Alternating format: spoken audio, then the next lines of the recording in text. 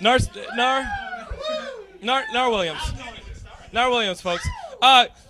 Okay, so I told you the rule, and I think it's a good code. You go in there with $10. If you lose it, you lose it. I made about $30 right off the bat, and Nar loses $10 right off the bat, and he's done. It's okay. You go back to the room, and you only lost $10. He goes, maybe I should play another $5. And I go, no, Nar, that wasn't the deal. You don't know what you're saying. And he goes, you just don't want me to be a winner.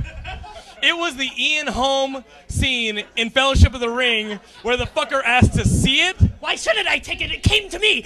The look he gave me scared the shit out of me. And I was like, you know what? I'll just give you the $10 because you're scaring the hell out of me. And I mean, in that moment, the heated moment, yeah, you were being I actually believed that you didn't want me to be a winner. Like you were out to like keep me from feeling something, to keep me from being victorious, the best that I could be.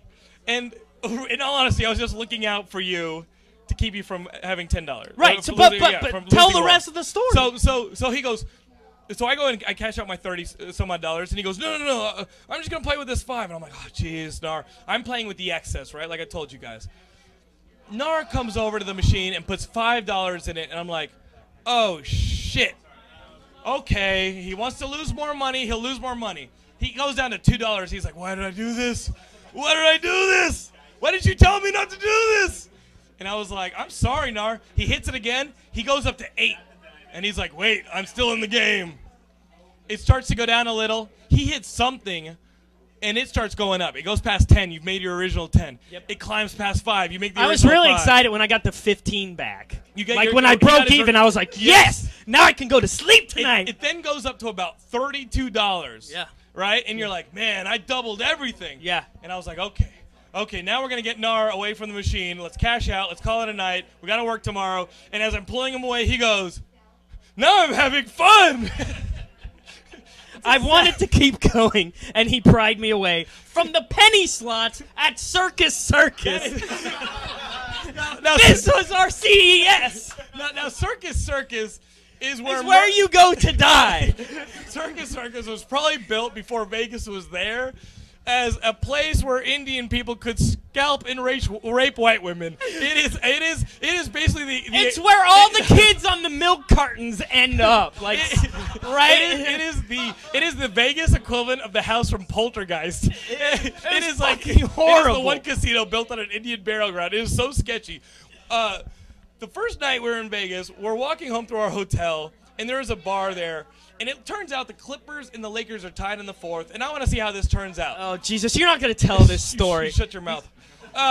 We sit down at the bar, and there are 2 women just sitting there with the beer, with margaritas and cheese sticks, and they're like 3 open seats. One's next. They're next to these girls, and the girls are just sitting there downing cheese sticks and margaritas. And I was like, I'm not fucking sitting next to them. So I sit as far away from them as I can. Jeremy sits next to me, and Nar is stuck next to these 2 girls, just going. And so I go, I take a line from Corey. Here's the thing about it. I take a line from Corey Roberts. What are you saying? But if you've ever been in a social situation with Jonathan London, he has a way of like talking about other people like strangers when they're 3 feet away, as if they can't fucking hear him. So I see the cheese sticks, and I go, in the veracity with which they're being chowed down, and I go, hey, Nar, ask these girls if they like to party. They turn to Nar, who's had the night. He's done for the night. Yeah, and he's just sitting there playing with his iPhone, and they go, why ain't you drinking? It turns out these women are from where? Australia. From Australia. Yeah. They flew across the world to eat cheese sticks at Circus Circus and watch the People's Choice Awards. When Jeremy said that he believes Hugh Jackman is gay, it's like he had peed on a national icon. He goes, he ain't a poofta. They hated you for saying that, by the way. Yeah. If Australia had, and we have Australian listeners, verify this for me. If Australia had a Mount Rushmore, I think it would consist of Paul Hugh Hogan, Jackman, easily. Paul Hogan, Yahoo Serious. Yahoo Serious. Kangaroo Jack. No, fuck Russell Crowe. And maybe Kangaroo Jack. Nicole Kidman? Nicole Kidman? No, she's a woman. Oh, she's a woman. Never mind. The bald guy from Midnight Oil. And the bald guy.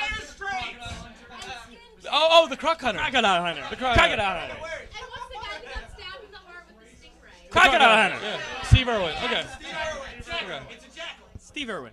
So, yeah. One more story about Vegas, Okay, then one I'll more leave. story about come Vegas. here, Gilmore. Gilmore. All right, so as we went through the casino, every shitty store we went by, Jonathan's like, "That's what I'm getting Gilmore for his birthday. That's what I'm getting Gilmore for his birthday." Well, we were shooting an episode of Heads Up, and we had to do something zany with Jonathan's character, where he had to dress up like a total loser douchebag. And so one of the things, one of the things that we got for Gilmore And I'm not wearing serious. is Mardi Gras beads with a beer can opener on, Shaped like an alligator. Shaped like an alligator. And Jonathan, And I'm wearing it as a costume. Jonathan was wearing it as we were walking through the casino, and there's like a makeup stand in the middle of the casino where these European chicks worked at, and we were just walking by, minding our own business, and this European chick literally like got in front of us, like roadblock, walked up to Jonathan, grabbed this thing, and went, "'Tis terrible, is it not?" And we were like, "What the fuck?" I got dissed by somebody who was purchased at the age of 12, put in a shipping container, and sent to the U.S. as a slave.